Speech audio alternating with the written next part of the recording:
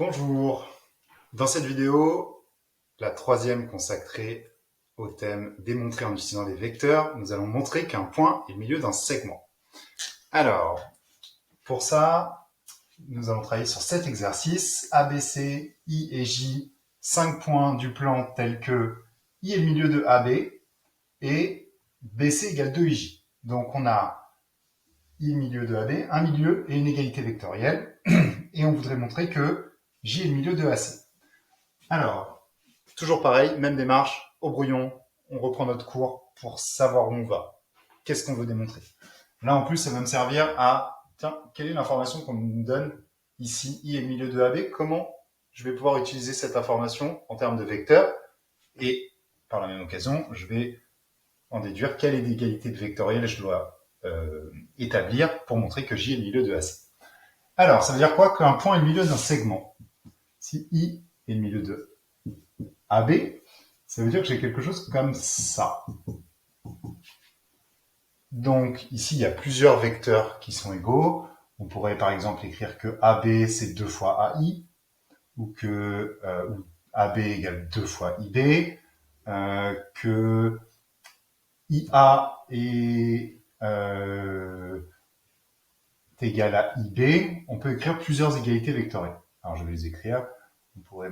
Ça se traduit. Le fait que I soit le milieu, AB égale 2 AI, où AB est égal à 2 IB, puisque c'est le même vecteur, ou justement AI égale IB.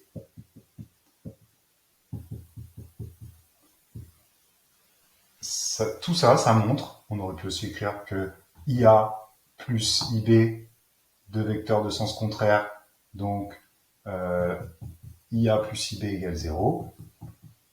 Tout ça, ce sont des égalités vectorielles qui traduisent, qui sont équivalentes à la proposition I est le milieu de AB. Donc je vais en choisir une ici, que je vais utiliser comme information, puisqu'on me dit que I est le milieu de AB dans l'énoncé. Mais ce que je dois garder en tête, mon objectif, c'est montrer que J est le milieu de AC. C'est-à-dire, je vais avoir AC, et je voudrais montrer que J est bien au milieu. Donc, je peux écrire les mêmes relations vectorielles, mais dans ce contexte-là, avec ces noms de points. Je vais en choisir une aussi. Je pense que dans l'énoncé, je vais partir de celle-là, AI égale IB. Effectivement. Ici, les vecteurs AI et IB sont identiques si I est au milieu. Donc, je vais partir de cette égalité. Et là, je vais choisir la même. Du coup, je vais dire que le vecteur AJ est égal au vecteur JC.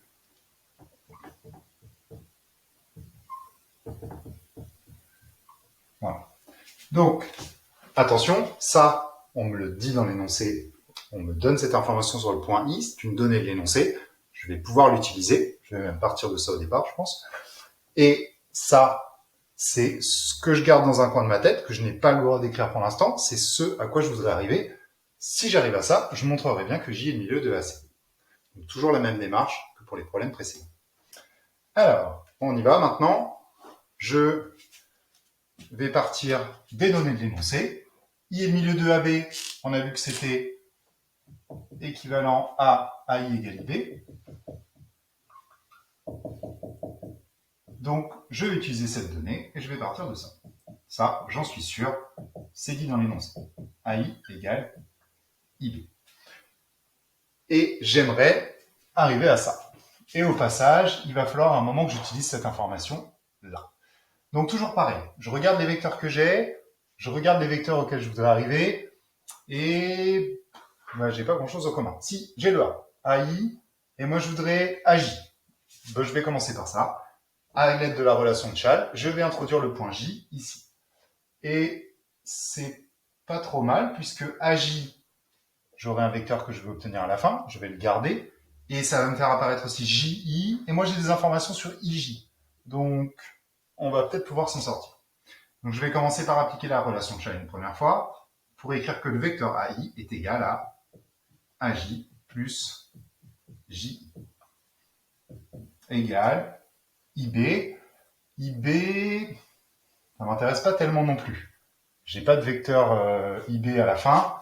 Donc pareil, je vais introduire un point ici dans mon égalité. Et bah, comme j'ai choisi d'introduire le point J, et j'ai dit J, j'ai le vecteur J qui est apparu à gauche, je vais aussi introduire le point J de l'autre côté.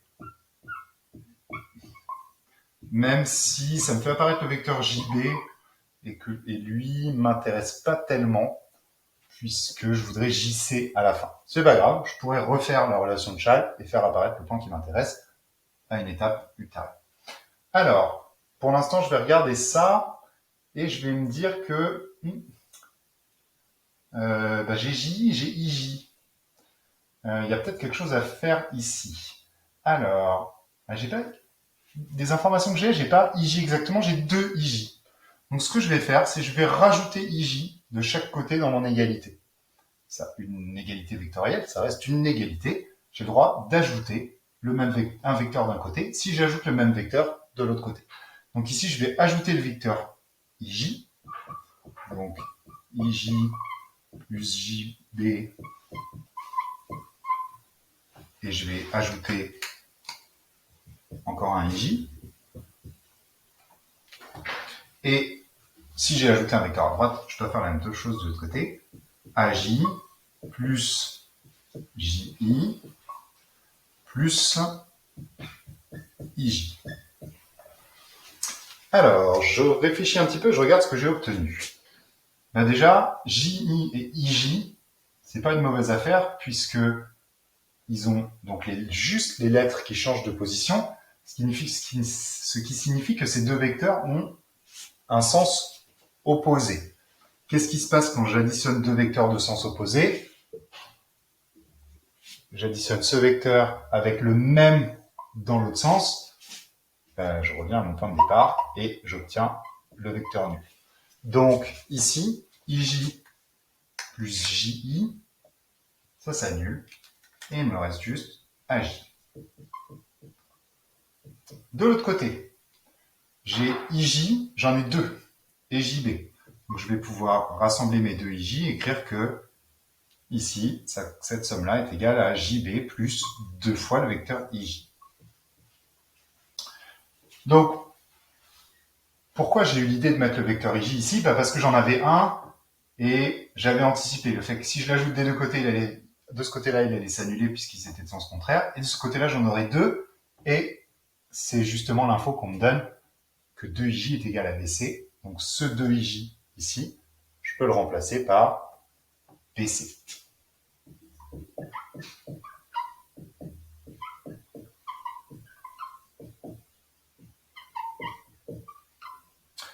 Et maintenant, là, j'ai même plus besoin de réfléchir. Je m'aperçois que j'ai un vecteur qui JB plus BC. Je vais pouvoir utiliser la relation de Chasles dans l'autre sens pour simplifier cette somme vectorielle et écrire que AJ est égal à JC. Et je me rends compte que cette égalité vectorielle, elle est équivalente au fait que J est le milieu de AC. Effectivement, c'est exactement celle que je souhaitais établir ici. Donc j'ai montré que J était le milieu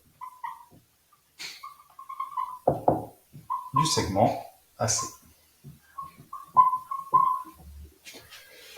Donc on a gardé la même démarche, bien connaître son cours et bien avoir en tête ce à quoi on veut arriver, traduire nos informations par des égalités vectorielles et les utiliser judicieusement, justement en gardant toujours une idée de ce à quoi on veut arriver, qu'est-ce qu'on doit faire apparaître comme vecteur pour arriver tranquillement à montrer ce qu'on veut montrer.